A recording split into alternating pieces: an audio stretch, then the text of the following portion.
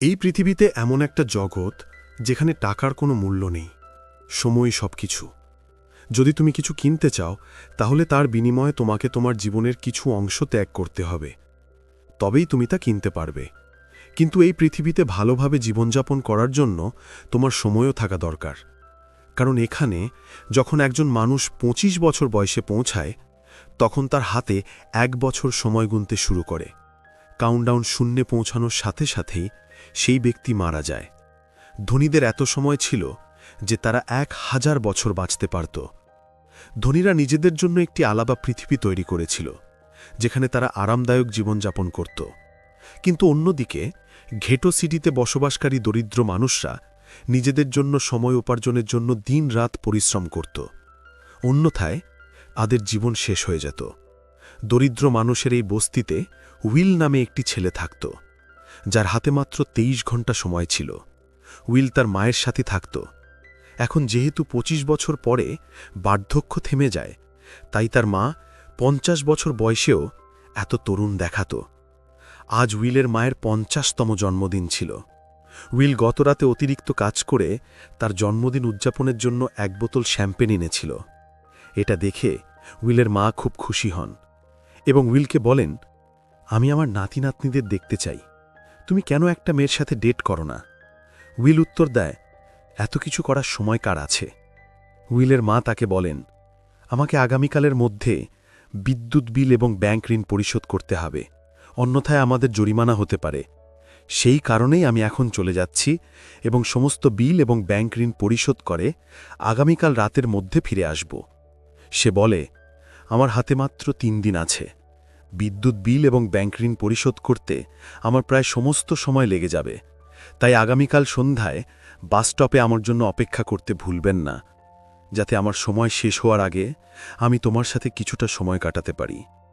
Will বলে, ঠিক আছে, আমি সময় মতো আসব। যাবার আগে উইলের মা উইলের হাত স্পর্শ করেন এবং তার শরীরে ৩০টি মানসিক শক্তি স্থানান্তর করেন, যাতে উইল একটা ভালো নাস্তা কিনে খেতে পারে। এরপরে তারা দুজনেই নিজেরাই রওনা দেয়। পথে উইলের সাথে একটি ছোট মেয়ের দেখা হয়। সে উইলকে একটি ক্যাপসুল দেয় এবং তার কাছ থেকে কিছুটা সময় চায়। উইল হেসে তার জীবনের ৫ মিনিট ক্যাপসুলের ভেতরে ছোট্ট মেয়েটিকে দেয় এবং সে চলে যায়। আমরা জানতে পারি যে এই লোকেরা তাদের সময় একটি ক্যাপসুলে সংরক্ষণ করতে পারে, যা তারা যে কোনো সময় ব্যবহার এবং স্থানান্তর করতে পারে। উইল তারপর কাজের জন্য কারখানায় পৌঁছায়। কাজ শুরু করার আগে সে কফি আনতে চায়, কিন্তু সেখানে সে দেখতে পায় যে সবকিছুর দাম দ্বিগুণ হয়ে গেছে। যেখানে কফি আগে ২ মিনিটের জন্য পাওয়া যেত, এখন এর দাম দ্বিগুণ হয়ে ৪ মিনিটে দাঁড়িয়েছে। যে কোনো কিছুর দাম যে কোনো সময় বাড়ানো যেতে পারে, কোনো ঘোষণা ছাড়াই। এটি উইলকে গভীরভাবে বিরক্ত করে। বাধ্য হয়ে উইলও আবার তার জীবনের ৪ মিনিট কফির জন্য ব্যয় করে কাজে লেগে পড়ে। দীর্ঘদিন কাজ করার পর উইল তার বন্ধুর সাথে একটি বারে যায়। উইলের বন্ধু একজন কুখ্যাত মদ্যপ, সর্বদা মাতাল থাকত। উইলের বন্ধু উইলকে সংকেত দেয় যে লোকটি সবাইকে বিনামূল্যে পানীয় দিচ্ছে এবং তার অনেক সময় আছে। এই কথা শুনে উইল লোকটির দিকে তাকায় এবং তাকে মহিলাদের দ্বারা বেষ্টিত দেখতে পায়। উইল লোকটির ঘড়ির দিকে তাকালে সে দেখতে পায় যে তার ১১৬ বছর সময় আছে। এটা দেখে উইল বুঝতে পারল যে লোকটি গ্রিনিচ সিটির, কারণ ঘেটো সিটিতে মানুষের সর্বোচ্চ ২ দিন সময় থাকে। উইল লোকটির কাছে গিয়ে তাকে সতর্ক করে দিল যে তার এখানে থাকা উচিত নয়। এখানে চোরের বিপদ আছে, তারা তোমাকে মেরে ফেলবে এবং তোমার সময় চুরি করবে, তাই তাড়াতাড়ি এখান থেকে চলে যাও। কিন্তু লোকটি উইলের কথা গুরুত্ব সহকারে নেয়নি এবং তাকে উপেক্ষা করে মদ্যপান শুরু করল। ঠিক তখনই ফর্টিস নামে গুন্ডা তার দল নিয়ে বারে প্রবেশ করে এবং সবাই দৌড়ে বেরিয়ে গেল। বাস্তবে এরাই শহরের সবচেয়ে শক্তিশালী গুন্ডা, যারা জোর করে মানুষের সময় চুরি করে। উইলের বন্ধু উইলকে কেড়ে নেওয়ার চেষ্টা করেছিল, কিন্তু উইল যেতে অস্বীকৃতি জানিয়ে একটি কোণে লুকিয়ে রইল। সবকিছু দেখছিল। ফর্টিস ধনী ব্যক্তির সমস্ত সময় চুরি করতে এসেছিল। ফর্টিস ধনী ব্যক্তিকে মুষ্টিযুদ্ধের জন্য চ্যালেঞ্জ করে এবং পরাজিত ব্যক্তি তার সমস্ত সময় বিজয়ী ব্যক্তির হাতে ছেড়ে দেবে।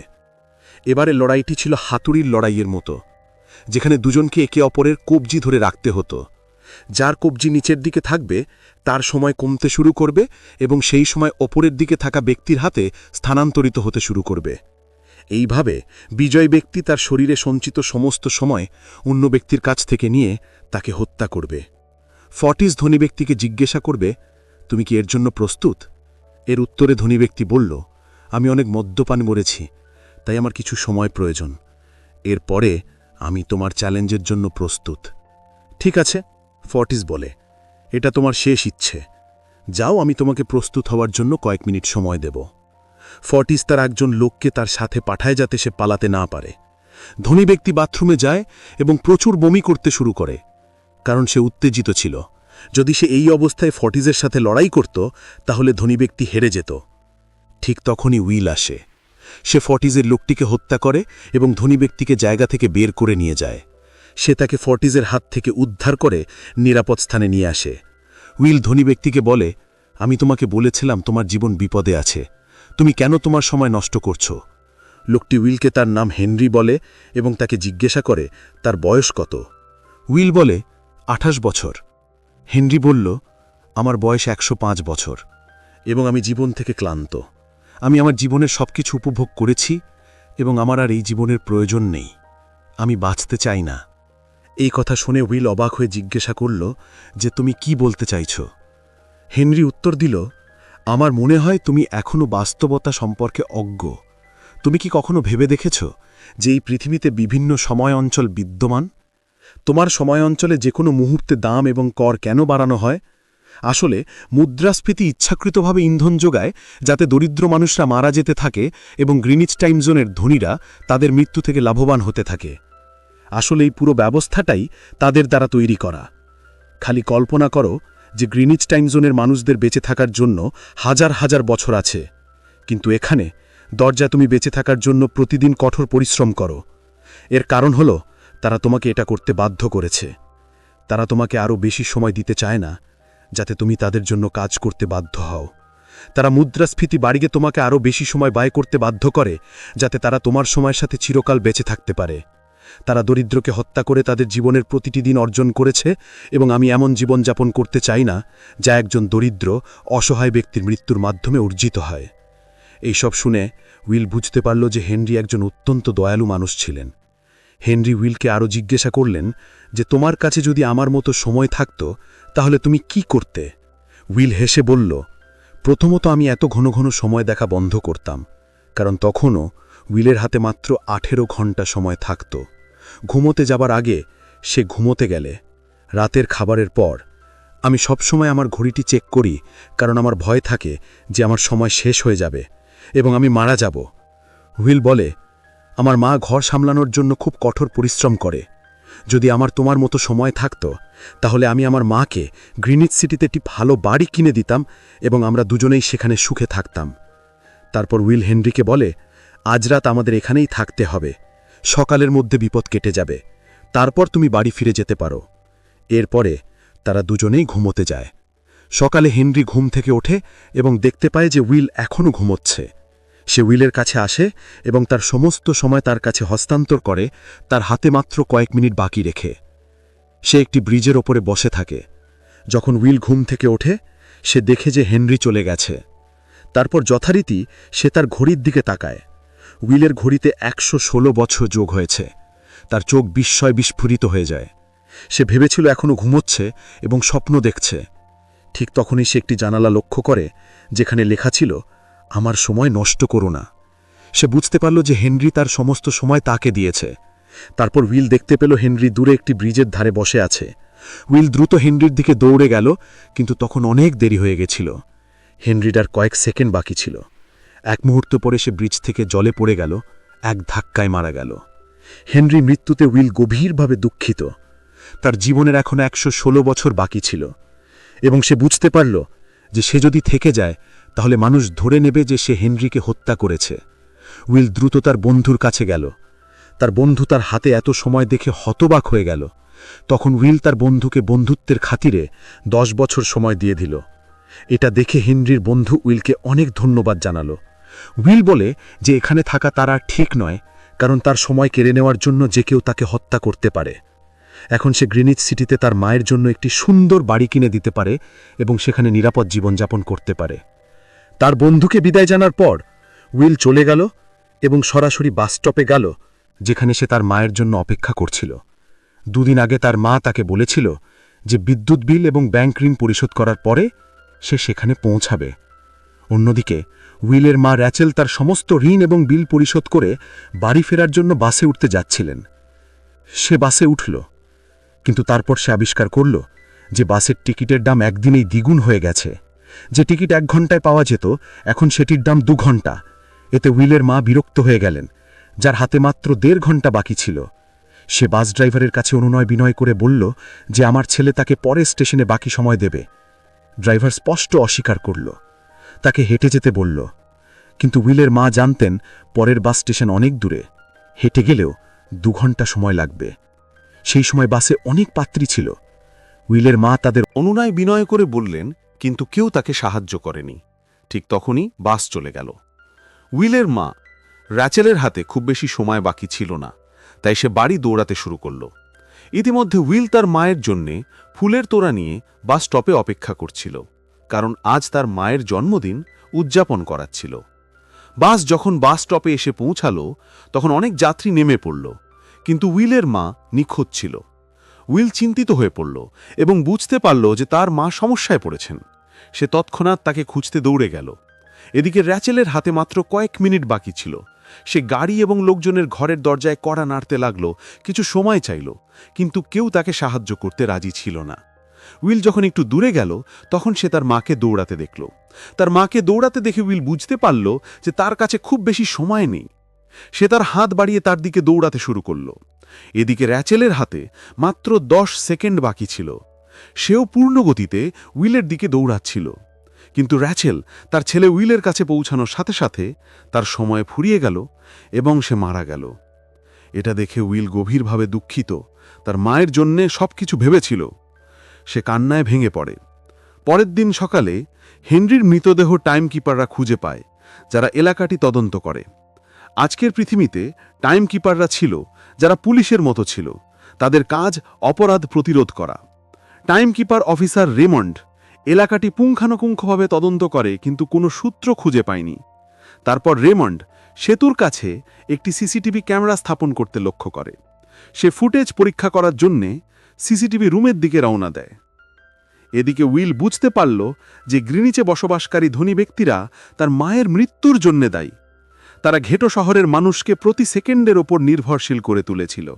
এখন উইল তাদের ওপর প্রতিশোধ নেওয়ার জন্যে গ্রিনিচের দিকে রওনা দেয় এবং এখান থেকেই আসল গল্প শুরু হয়। গ্রিনিচ সিটিতে প্রবেশ করতে উইলকে 1 বছর সময় ব্যয় করে গ্রিনিচ সিটিতে পৌঁছাতে হয়েছিল।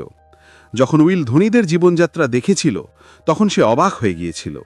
সেখানকার লোকেদের এত সময় ছিল যে তারা মৃত্যুর কথাও ভুলে গিয়েছিল। এমনকি ধনীদের দেহরক্ষীদেরও 100 বছরেরও বেশি জীবন ছিল। এটি দেখে উইল ক্ষিপ্ত হয়ে ওঠে, কারণ সে যে শহর থেকে এসেছিল সেখানে মানুষের বেঁচে থাকার জন্যে মাত্র 24 ঘন্টা ছিল। উইল একটি ব্যয়বহুল হোটেলে থাকত। খাবার সময় একজন সুন্দরী মহিলা উইলের দিকে এমনভাবে তাকাচ্ছিল যেন সে তার প্রেমে পড়েছে। এদিকে টাইমকিপার রেমন্ড হেনরির মৃত্যুর সিসিটিভি ফুটেজ পরীক্ষা করছিলেন। তিনি ফুটেজে উইলকে দেখতে পান। যদিও ক্যামেরা হেনরিক সেতু থেকে পড়ে যাওয়ার রেকর্ড করেনি, ফুটেজে উইলকে সেতুর কাছে দাঁড়িয়ে থাকতে দেখা গেছে, যা রেমন্ডকে সন্দেহজনক করে তুলেছিল। তাই রেমন্ড কার দলকে উইল সম্পর্কে তথ্য সংগ্রহ করার নির্দেশ দেয়। তাদের গবেষণার সময় টাইমকিপাররা আবিষ্কার করলেন যে উইল নামে একজন ব্যক্তি প্রচুর সময় ব্যয় করছেন। সে গ্রিনিচ সিটিতে প্রবেশ করেছে। রেমন্ড নিশ্চিত করে যে উইল হেনরিকে হত্যা করেছে। রেমন্ড তৎক্ষণাৎ তার দলবল নিয়ে গ্রিনিচ সিটির উদ্দেশ্যে রওনা দেয়। এদিকে গ্রিনিচ সিটিতে উইল একটি ক্যাসিনোতে পৌঁছায়, যেখানে কিছু ধনী ব্যক্তি জুজু খেলছে। সে তাদের সাথে যোগ দেয়। একজন নতুন আসা ব্যক্তিকে দেখে তারা তাকে নিয়ে হাসে, কিন্তু উইল জুয়া খেলায় বিশেষজ্ঞ। আজ ছিল ধনীদের কাছ থেকে টাকা আদায়ে তার জন্যে উপযুক্ত সুযোগ। উইল ফিলিপ নামে একজন ধনী ব্যক্তির সাথে জুজু খেলে। ফিলিপ শহরের সবচেয়ে ধনী ব্যক্তি। তার নিজস্ব টাইম ব্যাংক আছে, যা মানুষকে সময় ধার দেয়। তার মেয়েও ফিলিপের সাথে বসে আছে। এই সেই মেয়ে যে কয়েক মুহূর্ত আগে মনোযোগ সহকারে উইলকে দেখছিল। খেলা শুরু হলে উইল তার জীবনের পুরো সময় ঝুঁকিতে ফেলে এবং তার বুদ্ধিমত্তার জন্যে ফিলিপের কাছ থেকে 1100 বছর জিতে নেয়। ফিলিপের মেয়ে সিলভিয়া উইলের দ্বারা গভীরভাবে মুগ্ধ হয়। সে গত রাতে উইলকে তার বাড়িতে একটি পার্টিতে আমন্ত্রণ জানায়। পরের দিন সন্ধ্যায় উইল একটি নতুন গাড়ি কিনে ফিলিপের পার্টিতে যায়। পার্টির সময় উইল এবং সিলভিয়া নাচতে শুরু করে এবং সিলভিয়া গোপনে উইলের প্রেমে পড়ে যায়। সে উইলকে তার অনুভূতি স্বীকার করতে যাচ্ছিল, ঠিক তখনই টাইমকিপার রেমন্ড তার দলবল নিয়ে এসে উইলকে গ্রেফতার করে।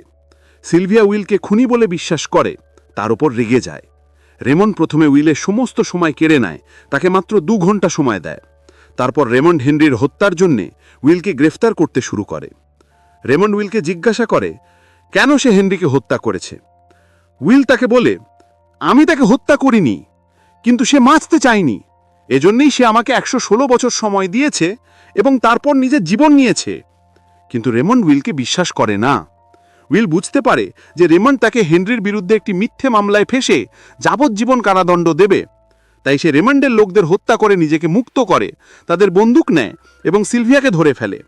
সিলভিয়াকে ঢাল হিসেবে ব্যবহার করে উইল রেমন্ড এবং তার লোকদের এড়িয়ে তাকে নিয়ে পালিয়ে ঘেটো সিটিতে ফিরে আসে। উইলের সময় ফুরিয়ে যাচ্ছিল। সে সিলভিয়াকে কিছু সময়ের জন্য অনুরোধ করে, কিন্তু সে অস্বীকার করে, তাকে হেনরির হত্যাকারী বলে বিশ্বাস করে। তাই সে কিছুক্ষণের জন্য ঘেটো সিটির দিকে দ্রুত এগিয়ে যাবে, যে সে যখন সেখানে পৌঁছাবে তখন কারো কাছ থেকে সময় ধার করতে পারবে। তাড়াহুড়ো করে সে সামনের রাস্তায় কাঁটা তারের বেড়াটা লক্ষ্য করেনি। ধাক্কা খেয়ে উইলের গাড়ি সেতু থেকে পড়ে যায়। এই দুর্ঘটনায় উইল এবং সিলভিয়া অজ্ঞান হয়ে পড়ে। কাঁটা তার আসলে ফোর্টিস এবং তার দল দ্বারাই বিছানো হয়েছিল। ফোর্টিস দেখতে পেল যে সিলভিয়ার 10 বছরের সময় আছে। সে সিলভিয়ার সব সময় চুরি করে চলে গেছে। ঠিক তখনই উইল এবং সিলভিয়ার জ্ঞান ফিরে পেল। সিলভিয়ার হাতের দিকে তাকিয়েও সে বিরক্ত হয়ে গেল, কারণ তার হাতে মাত্র 30 মিনিট বাকি ছিল এবং উইলেরও কিছু মিনিট বাকি ছিল। যাই হোক, সে সিলভিয়াকে তার নিজের কয়েক মিনিট দিল, যার ফলে তাদের সময় সমান হয়ে গেল। তখন উইল দ্রুত সিলভিয়াকে তার বন্ধুর বাড়িতে নিয়ে গেল, যাকে সে 10 বছর দিয়েছিল। যখন তার বন্ধুর স্ত্রী দরজা খুলে উইলকে দেখল, সে তার অসন্তুষ্টি প্রকাশ করে বলল, তুমি আমাকে যে 10 বছর দিয়েছিলে তা আমার স্বামীর জীবন নষ্ট করেছে। সে মদ্যপান করে তার সমস্ত সময় নষ্ট করেছে, যার ফলে তার মৃত্যু হয়েছে। এ কথা শুনে উইল হতাশ হয়ে পড়ল, কিন্তু এখন তাদের হাতে খুব বেশি সময় ছিল না। যদি তারা তাড়াহুড়ো না করত তাহলে তাদের মৃত্যু নিশ্চিত ছিল। তারপর উইল সিলভিয়ার কানে একটি হীরের দুল দেখতে পেল। এটি বিক্রি করে উইল এবং সিলভিয়া 2 দিনের সময় কিনে নেয়। তারপর উইল সিলভিয়াকে একটি ফোন বুথে নিয়ে গেল। সে সিলভিয়ার বাবা ফিলিপকে ফোন করে জানালো যে তার মেয়ে এখনও সুরক্ষিত আছে। রেমন্ড তখন ফিলিপের সাথে ছিল এবং উইল জানত রেমন্ডও সেখানে আছে। সিলভিয়াকে মুক্তি দেবার বিনিময়ে উইল 10,000 বছর সময় চেয়েছিল। সে টাইম ব্যাংকের মাধ্যমে সেই 10,000 বছর দরিদ্রদের মধ্যে বিতরণ করার প্রতিশ্রুতি দিয়েছিল এবং আগামীকাল সকাল পর্যন্ত তাকে দিয়েছিল। যদিও এই পরিমাণ ফিলিপের কাছে কিছুই ছিল না, ফিলিপ যে কোনো মূল্যে দরিদ্রদের জন্য তার সময় ত্যাগ করতে দৃঢ় প্রতিজ্ঞ ছিল। এদিকে উইল সিলভিয়াকে তার বাড়িতে নিয়ে এসেছিল, যেখানে তারা দুজনেই ভোর হবার অপেক্ষায় ছিল। এদিকে সিলভিয়া উইলকে জিজ্ঞাসা করল তার পরিবার কোথায়। উইল তাকে বলল যে তার মা আগের রাতে মারা গেছেন, কারণ তার কাছে সময় ছিল না। এই কথা শুনে সিলভিয়া ভেঙে পড়ে এবং বুঝতে পারল যে দরিদ্র মানুষরা কিভাবে মৃত্যুর ভয়ে অবিরাম বাস করে। একদিনের জন্যও তাদের এত পরিশ্রম করতে হয়। পরের দিন সকালে ব্যাংক খোলার সাথে সাথে উইল এবং সিলভিয়া জানালা দিয়ে ব্যাংকের দিকে তাকালো, কিন্তু ব্যাংক দরিদ্রদের সময় দিতে অস্বীকৃতি জানায়। সিলভিয়া যখন দেখে যে তার বাবা তার কাছে, এমনকি তার নিজের মেয়ের কাছেও মূল্যহীন, তখন সিলভিয়া গভীরভাবে হতাশ হয়ে পড়ে। এখন সিলভিয়া বুঝতে পেরেছিল যে তার বাবা কেবল একজন ব্যবসায়ী নন, এই ব্যবস্থার প্রধান। দরিদ্র মানুষের মৃত্যুতে তিনি তার জীবনের বছরগুলি জমা করছেন। সিলভিয়াকে এত হতাশ দেখে উইল তাকে বাড়িতে ফেরত পাঠানোর সিদ্ধান্ত নেন। সে তাকে একটি ফোন বুথে নিয়ে যায় এবং তার বাবাকে সাহায্যের জন্য ফোন করতে বলে। এই সময় উইল সিলভিয়াকে একটি অস্ত্রও দেয়, যাতে সে নিজেকে রক্ষা করতে পারে। সিলভিয়া তার বাবার সাথে ফোনে কথা বলছিল, ঠিক তখনই টাইমকিপার রেমন্ড চুপি চুপি এসে উইলের দিকে বন্দুক তাক করে। রেমন্ড উইলকে গুলি করতে যাচ্ছিল, ঠিক তখনই সিলভিয়া তাকে দেখতে পেল এবং আতঙ্কে তাকে গুলি করে। এটি দেখে উইল আতঙ্কিত হয়ে রেমন্ডের কাছে ছুটে গেল, তবে গুলিটি রেমন্ডের হাতে লেগে গেল। রেমন্ডের প্রচুর রক্তক্ষরণ হচ্ছিল। উইল রেমন্ডের ঘড়িটি পরীক্ষা করল। রেমন্ডের আর মাত্র 2 ঘন্টা বাকি ছিল। বাস্তবে টাইমকিপাররাও তাদের বেতন হিসাবে মাত্র 1 দিনের সময় পেতেন। উইল বুঝতে পেরেছিলেন যে তাদের দল যখন রেমন্ডে পৌঁছাবে তখন রেমন্ড রক্তাক্ত হয়ে মারা যাবে। তাই উইল রেমন্ডকে 2 ঘন্টা সময় দিয়েছিলেন এবং রেমন্ডের গাড়ি নিয়ে ঘটনাস্থল ছেড়ে চলে যান। রেমন্ডকে গুলি করে সিলভিয়াকেও অপরাধী হিসেবে তালিকাভুক্ত করা হয়েছিল। যাই হোক, উইল সিলভিয়াকে বলেছিলেন যে তিনি এখন এই সব থেকে বাঁচতে পারেন, কিন্তু গ্রিনিচে সিলভিয়ার জীবন ছিল খাঁচায় বন্দি পাখির মতো। তার বাবা ফিলিপ তার ওপর অনেক নিষেধাজ্ঞা আরোপ করেছিল, কিন্তু এখানে সে স্বাধীনতার অনুভূতি অনুভব করেছিল, কারণ সে তার নিজের ইচ্ছার উপর কর্তৃত্ব করত। সিলভিয়া বুঝতে পারত যে সেখানে মানুষের প্রতি অবিচার করা হচ্ছে। এখন সে গরিবদের সাহায্য করার জন্য উইনের সাথে যোগ দেয়।